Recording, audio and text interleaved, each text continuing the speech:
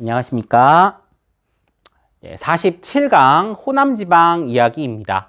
어느덧 47, 48, 49강만 남겨놓고 있네요. 남부지방으로 넘어왔는데요. 남부지방에 우리가 세 군데가 있다 그랬잖아요.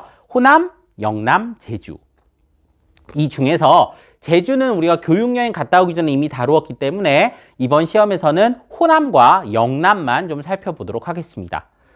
호남 지역은 전통적인 농업 지역이었어요. 넓은 평야를 바탕으로 곡창지대였었고 예로부터 풍부한 물산이 나는 곳이었습니다.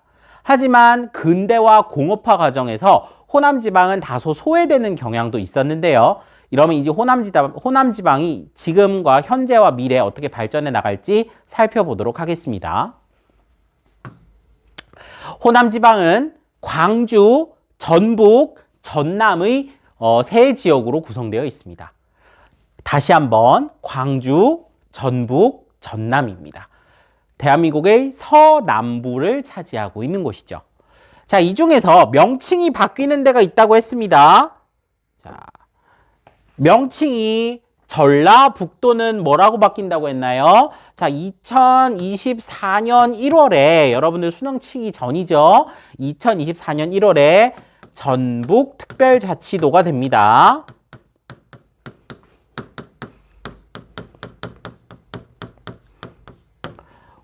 우리나라가 그러면 특별자치도가 3개가 되는 거예요. 제주, 강원, 전북입니다. 전라특별자치도 아니고 전북특별자치도예요. 이름 이렇게 된다는 거 알아두시면 되겠습니다.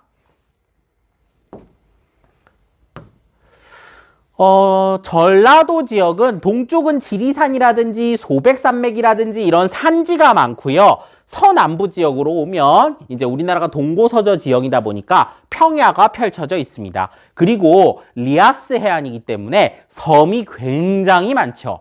백지도 보면은 목포 앞바다에 섬이 엄청나게 떠 있죠. 여수 앞바다도 마찬가지고요. 자, 그래서 이 여기 섬을 어려운 말로 도서 이렇게 한 거예요. 이거 북 아니고 아일랜드예요. 자, 그래서 산지, 평야, 도서 이런 것들이 있고 특히나 평야가 워낙 넓기 때문에 서해안과 남해안 지역을 중심으로 농업과 어업이 발달했고 농산물, 해산물 풍부하고 문화적으로도 음식 문화, 그 다음에 국악, 판소리나 민속놀이 등 다양한 문화가 발달한 지역이다. 그래서 전통적으로 굉장히 풍요로운 지역이었다 말씀드리겠습니다. 일반도를 잠깐 보면요. 자, 일반도에서 몇 가지만 좀 체크하고 넘어가죠. 자, 일단 자, 서쪽에는 산들이 많다 그랬어요. 산. 자, 여기 보면은 자, 무진장 있잖아요. 그죠? 전북 내륙에 마이산. 자, 그다음에 남원, 구례, 곡성 요쪽에 있는 게 요게 이제 지리산. 그죠? 이쪽에 이제 산이 굉장히 많고요. 그다음에 평야, 주요 평야를 살펴보자면 자, 여기 무안, 함평, 나주 지나갔는데 여기 나주 평야. 그 다음에 여기 부안, 김제 이쪽에 지나가는 거 호남 평야. 요런 데가 이제 주요 지형에서 여러분들이 좀 알아두었으면 하는 지역입니다. 그리고 요 앞에 굉장히 많은 섬들이 있다. 자, 이렇게 많은 섬들과 복잡한 해안선을 가진 이러한 지형을 리아스 해안이라고 한다 하는 것도 우리 예전에 배웠었죠. 잘 기억해 두시면 되겠습니다. 자, 그럼 이 지역은 원래 농사 중심의 사회였기 때문에 이 지역의 변화 역시 농토를 확보하는 데 좀 초점이 맞추어져 있었어요. 자, 보면 호남 지방은 우리나라의 최고의 곡창으로서 만경강, 동진강 일대 호남평야, 아까 호남평야 봤었죠? 그 다음에 영산강 주변에 나주평야, 평야 위치 확인했습니다. 그죠, 여러분들? 이거 평야 위치는 우리 학습지에는 안 해놨거든요. 학습지에 안 해놨고 그냥 여러분들이 주변 지역을 한번 봅니다. 자, 호남평야 하면 우리가 백지도에서 김제 떠올리시면 돼요. 호남평야 어디 떠올리시라고요? 김제 떠올리시라고요. 자, 그 다음에 나주평야는 나주 딱 나와 있죠. 이거 어디 떠올리면 됩니까? 백지도에서 나주의 위치를 확인하시면 되겠습니다. 자, 호남평야, 김제, 나주평야, 나주 요러면은 그 주변 지역이 평야구나. 이렇게 백지도에서 상상하시면 됩니다. 그래서 이제 호남 평야의 넓은 이 모습이고요. 뒤에 배우겠지만 김제는 이런 넓은 평야를 활용한 지평선 축제 이런 것도 있어요. 뒤에 설명드릴게요. 자, 그래서 이 넓은 평야에서 쌀을 더 많이 생산하기 위해서 무슨 일을 했냐면요. 개간하고 간척했어요. 개간이라는 말은요. 황무지를 일구어서 농토로 만드는 걸 뜻하고요. 간척이라는 건 갯벌을 막아서 농토로 바꾸는 거예요.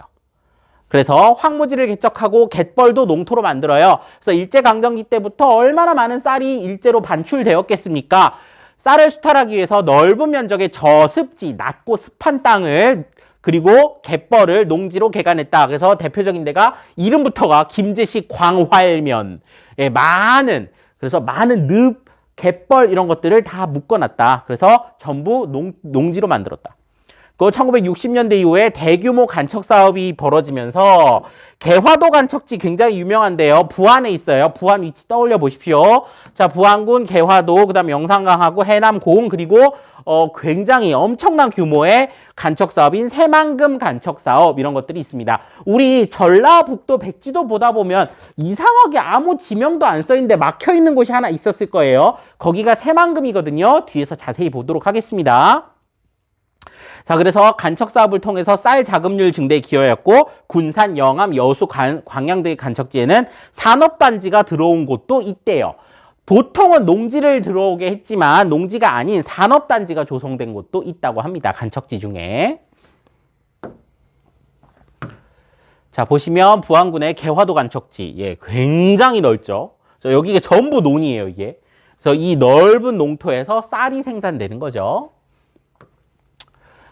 자, 그 다음에 이제 이 새만금인데요. 지금 새만금 우리 교재에 요 그림 나와 있죠. 새만금은 결국은 바다를 메워서 뭘로 활용할 건데 보니까 바다를 메워서 제조업, 에너지 뭐 이런 것들 한다 그러네요. 관광, 레저, 주거 뭐 굉장히 다양하게 있습니다. 원래는 농업 때문에 시작했어요. 이 지역을 넓은 농업지대로 만들려고 시작을 했다가 1991년에 시작을 했는데 아직도 못 끝내고 있거든요. 굉장히 예전부터 30년 이상 오랜 기간 동안 추진해 오면서 개발 계획이 여러 번 뒤바뀌었습니다. 그래서 지금은 다양한 이런 시설을 갖춘 간척지로서 우리가 여기 이 백지도를 보면 위치가 나오거든요. 조금 이따가 뒤에서 자세히 살펴보겠습니다. 엄청난 규모의 간척지예요. 자, 보시면 그게 어디냐면 군산, 김제, 부안, 여러분들 백지도에서 군산, 김제, 부안이 있고 그 앞에 보면은 이렇게 뭔가 이렇게 막혀 있는 게 보일 거예요. 백지도 확인해 보시면 이게 뭐지 싶은 게 있을 겁니다. 자, 여기가 새만금이에요. 요렇게 막혀 있잖아요. 자, 여기 이제 바다에 뚝을 방조제라는 걸 쌓아요. 안쪽에도 방조제 여러 개 쌓았어요. 방조제라는 걸 쌓아서 이제 바닷물이 드나들지 못하도록 막고 여기를 개발하려는 거죠. 근데 그 앞에가 바로 군산, 김제, 부안인 거죠. 그리고 요 앞쪽이 새만금 지역입니다. 그래서 보면은 방조대도 쌓고 간석지, 그러니까 간석지는 갯벌이잖아요. 갯벌을 메워가지고 20세기 초의 해안선에 비해서 굉장히 많이 앞으로 나온 걸 볼 수 있어요. 여기 보면 보라색이 원래 해안선입니다. 그다가 빨간색으로 뚝을 쌓아서 간척을 일단 했고 그 앞에 또 막아가지고 어떻게든 간척지를 늘려나가는 요런 형식으로 개발하고 있어요.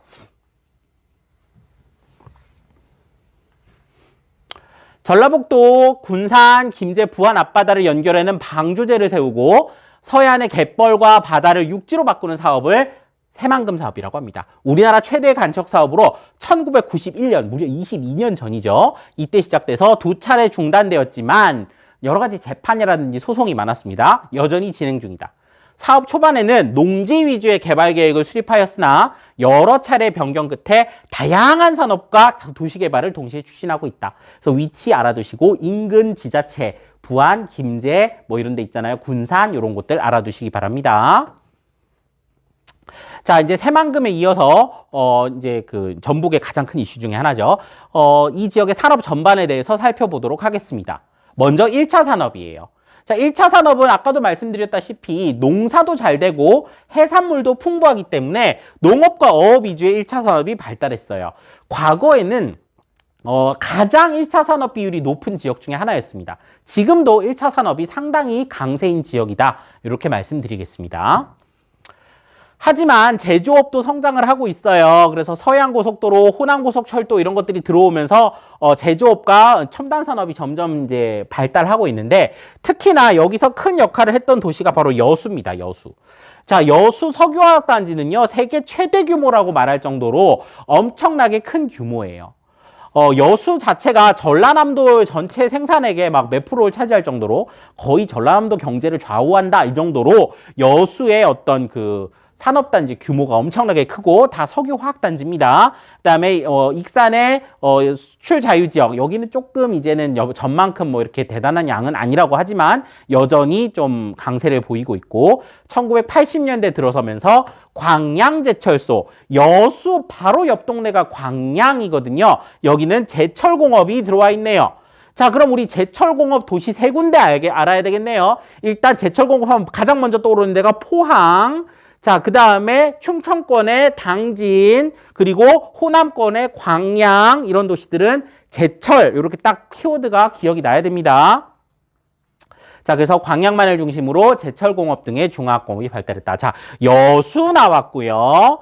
광양 나왔습니다. 여기 거의 붙어 있어요. 전라남도 동부 해안입니다. 자, 그 다음에 여기 이 지역을 또 이렇게 관통하는, 그래서 서울에서 시작해서 충청남도, 전라북도, 전라남도를 잇는 서해안 고속도로 이런 게 이제 들어오면서 더 발전에 힘을 쏟게 되었다. 이런 내용이고요. 1990년대 이어서 이제 중국과의 교류가 점점 중요해지니까 군산이라든지 목포 같은데, 영암 뭐 이런 데다가도 산업단지가 조성됐고, 최근에는 광주의 광산업, 빛광자잖아요. 광주도 우리말로는 빛고을이죠. 그래서 광산업 이런 게 있대요. 이게 뭐 광업하고는 달라요. 광물 캐내는 광업이 아니라 옵티컬, 빛을 이용한 것이죠. 그래서 광산업은 영상, 음성 등의 전기 신호를 빛으로 바꿔서 보내는 광 기술을 바탕으로 한 산업인데 이거를 굉장히 많이 육성하려고 하고 이거는 앞으로 하면 좋겠다. 계속 20년 이상 계속 지금 장기적으로 발전시켜 나가는 중. 이거는 진행 중이고요. 자, 그다음에 자동차 공업은 광주에 원래 있었어요. 광주 야구팀 어디죠? 기아 타이거즈죠. 기아입니다. 기아 자동차 공장이 있고요. 현대도 들어왔어요. 현대에서 쬐끔인 차 귀여운 거 뭐 있죠? 캐스퍼? 요거 만드는 공장 광주에 있거든요. 자, 그래서 광주는 자동차 공업이 원래 좀 많이 있었고 광산업을 발전시키려고 한다. 최근 들어서 이렇고 전주에 첨단 부품 소재 산업 이런 것들도 있다고 합니다. 일단 여기서 여러분들이 꼭 알아야 될 도시. 자, 전라도의 산업할 때 꼭 알아야 될 도시. 다시 한번 정리하면 여수, 그 다음에 광양, 광주. 이 도시들은 꼭 알아두시기 바랍니다. 자, 넘어가서 여수, 광주, 광양 나오죠? 자, 요거 수능 특강에 있는 그림이니까 한번 자세히 알아봅시다. 자, 광주는 자동차, 기아 자동차도 있고 현대자동차도 최근 들어왔다. 그죠? 자동차 있고요. 여수는 화학. 얘도 석유 정제품이니까 이것도 정유죠. 석유화학이죠. 석유화학. 그 다음에 광양은 1차 금속. 이거 다 제철입니다. 그죠? 그래서 주요 산업들이 이렇게 간단하게 정리가 됐어요. 그래서 여기 보시면 광주 기아 오토랜드 광주 뭐 이런 데가 있고요. 그다음에 석유화학단지 이렇게 야경이 참 예쁘게 찍히더라고요. 그죠? 여수의 석유화학산업단지.